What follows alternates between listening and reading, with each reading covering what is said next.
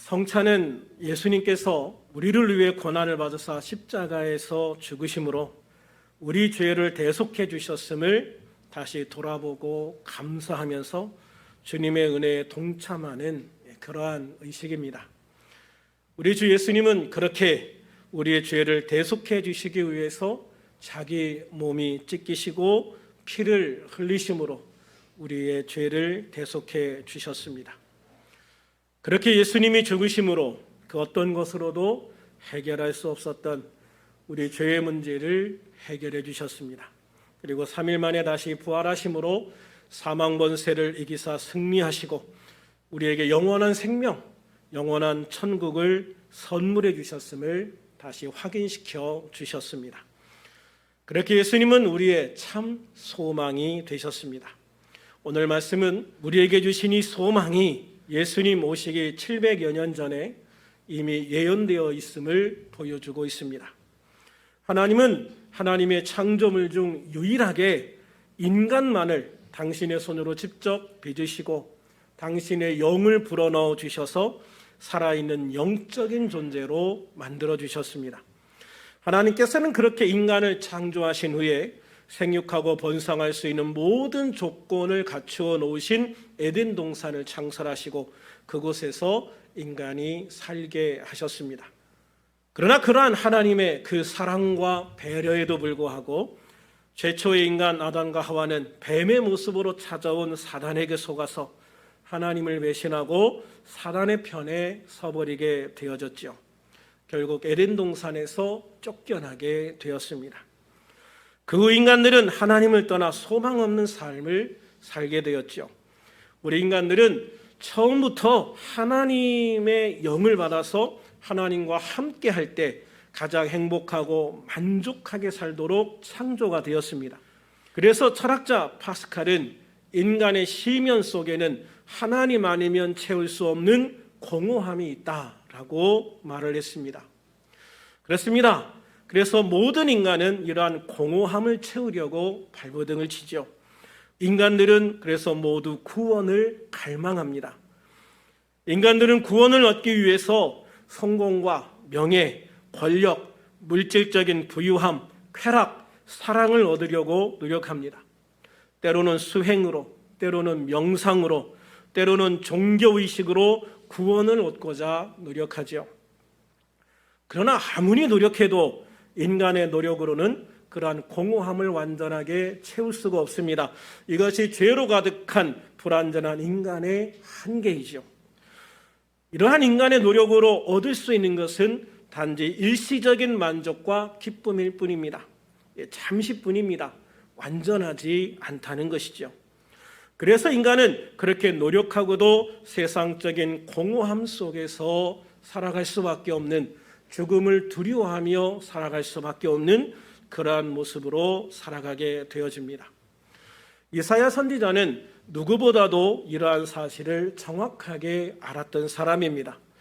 이사야는 우시야 왕의 치세 말기부터 시작해서 요담, 아하스, 히스기야 등 남유다 왕국의 4명의 왕을 걸치면서 약 50년 동안 예루살렘을 중심으로 북이스라엘이 아수르에 멸망되는 기원전 722년 직후까지 활동했던 선지자입니다. 이사야 선지자는요, 유다 왕국이 당면한 사회, 경제, 종교 각 방면에서 안고 있었던 여러 가지 문제점들을 신랄하게 고발하는 한편 왕국을 둘러싼 여러 외세들, 특히 가까운 북방의 아람, 또 바로 위에 북이스라엘, 또 그 너머의 아수르, 바벨론, 그리고 남쪽의 이집트에 대해서 유다 왕국이 어떤 입장을 취해야 할지에 대해서 자기가 하나님 앞에 받은 계시를 선포를 했습니다. 그런 이사야 선지자가 사실 가장 중요하게 생각한 것은 따로 있습니다. 그것은 바로 오실 메시아에 대한 소망입니다. 오실 메시아, 이새의 뿌리, 그러니까 다윗의 가문에서 태어날 구원자이신 예수 그리스도, 그분이 이 땅에 오시는 날, 그 날이 바로 우리 모두의 가장 귀한 소망의 날이다라고 선언하고 있는 것입니다. 본문 12절을 같이 읽겠습니다. 시작.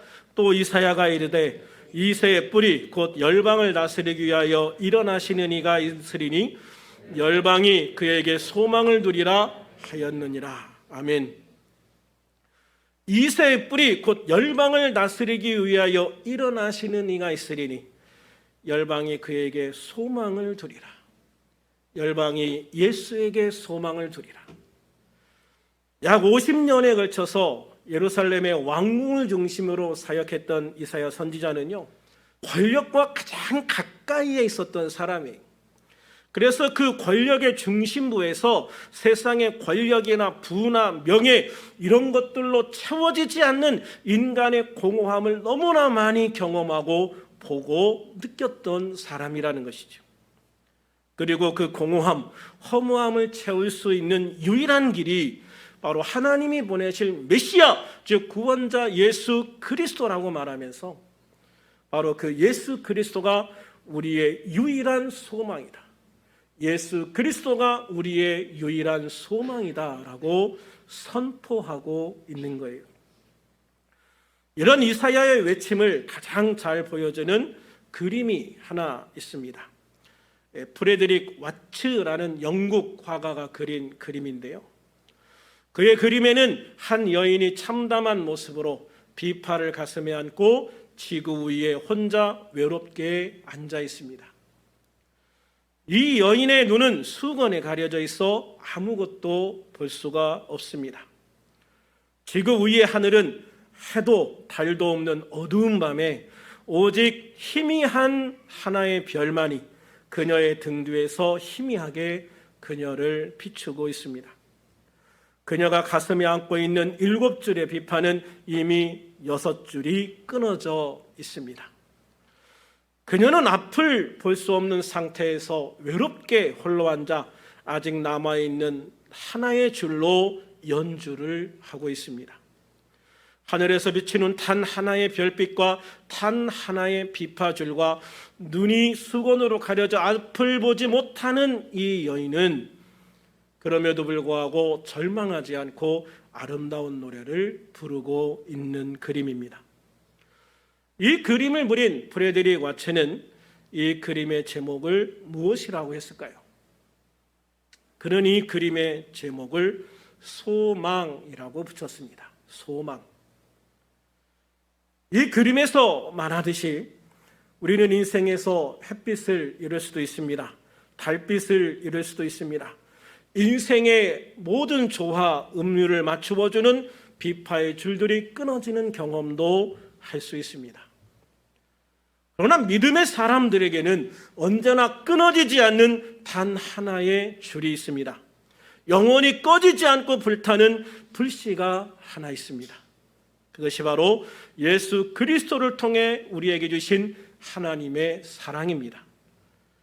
로마서 8장 38절에서 39절에 보면 사도 바울은 하나님이 예수 그리스도를 통해 우리에게 유일한 소망으로 주신 이 사랑은 그 어떤 것으로도 끊을 수 없다.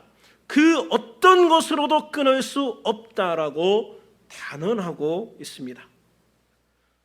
그러므로 우리가 절망해도 괜찮습니다. 실패해도 괜찮습니다.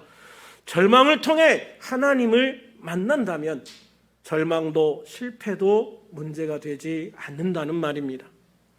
실패 가운데 절망 가운데 예수 그리스도를 통해 우리에게 주신 하나님의 사랑을 알게 된다면 실패는 더 이상 실패가 아니고 절망은 더 이상 절망이 아니게 될 것입니다. 만약 성공으로 인해 하나님의 은혜를 잊어버린다면 그것이야말로 진짜 실패가 되어질 겁니다. 그러나 어떤 기회를 통해서건 우리가 하나님을 만날 수 있다면, 예수님을 믿을 수 있다면 우리의 실패는 세상의 성공보다 가장 빛나는 기회가 되어질 겁니다. 그래서 이사야는 본문 12절에서 담대하게 외치고 있는 겁니다. 이새의 뿌리 곧 열방을 다스리기 위하여 일어나신 이가 있으리니 열방이 그에게 소망을 두리라.